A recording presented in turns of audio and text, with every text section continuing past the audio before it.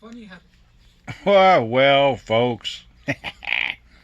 Yep, here we go again. Okay, now, if you've been to the pump lately and you stuck that nozzle in that little hole in the side of your car and squeezed the little trigger there and allowed the click, click, click go through, and then you looked up and saw how much it cost to fill your car up, well, it ain't going down anytime soon, because guess what?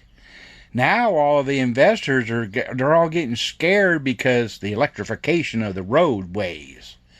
So the initial investments are starting to dry up on new well prospecting. They're seeing the writing on the wall, folks. I've got no problem with it. I've been saying for 50 years, and I'm 64 years old, that internal combustion engines has their day is like the horse and buggy. It's came and went, but technology hasn't caught up yet. I used to own a Prius, and I was in love with that car. I used to own a Mazda RX-2, the rotary engine that sipped fuel. I got the best gas mileage of those two vehicles, and now, the hybrids are, people still can't warm up to them only because they're different. And the manufacturers are out there just sitting there going, okay, now what? We got electric cars. I mean, GM had their Volt, and Henry Ford, hell, he had the first car out there that ran on alcohol.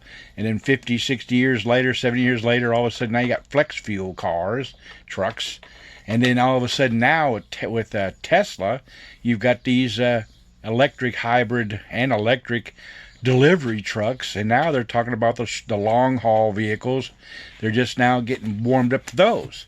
So here we are saying, well, wait a minute now, we need an interim vehicle. No, we don't. What we need to do is just wean ourselves off the internal combustion engine slowly, and then just bang right into electric vehicles like there's no tomorrow. So what do? You got a 67 Chevy sitting out there. You go, well, I could convert it.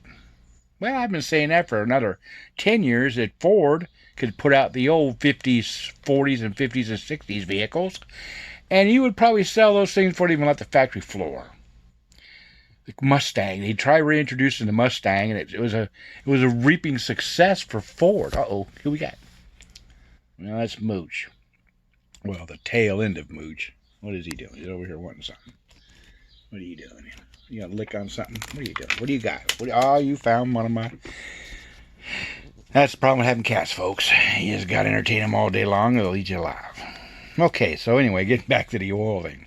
Well, if you're not going to invest in oil manufacturing, oil production, oil,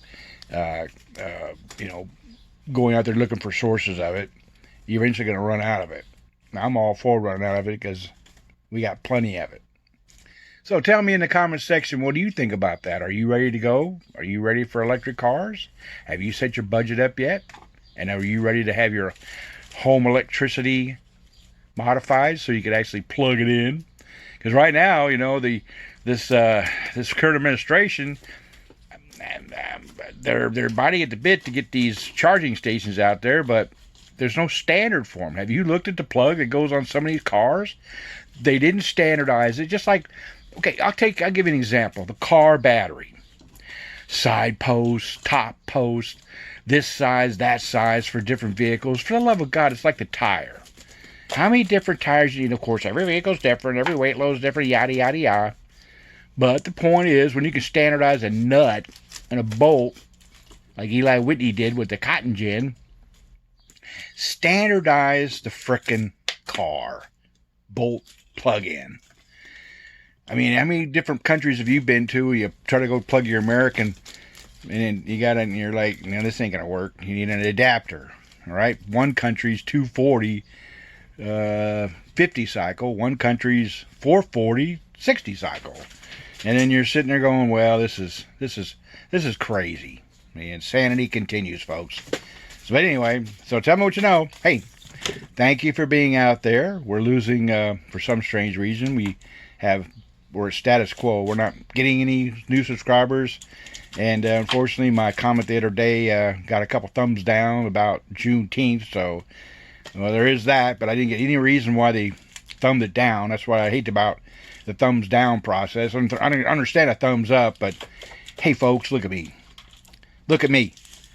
If you're going to thumb down something I say, at least down in the comments, tell me why. So that way we can all grow. I'm a preparedness here. Hey, if you got a moment, say a prayer. God's listening. He's right there on your shoulder with that devil on the other one. Pay attention to both of them. One will keep you out of jail. One will get you into it. Bye now.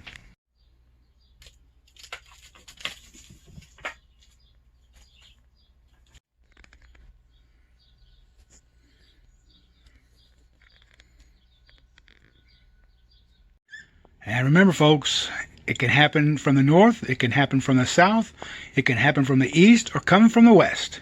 Always be prepared, and if you've enjoyed this video, please hit the thumbs up button. If you're not a subscriber, please subscribe. And don't forget to hit that notification bell, or I'll be out there waiting for you to come to me. Admiral Preparedness, God bless you all.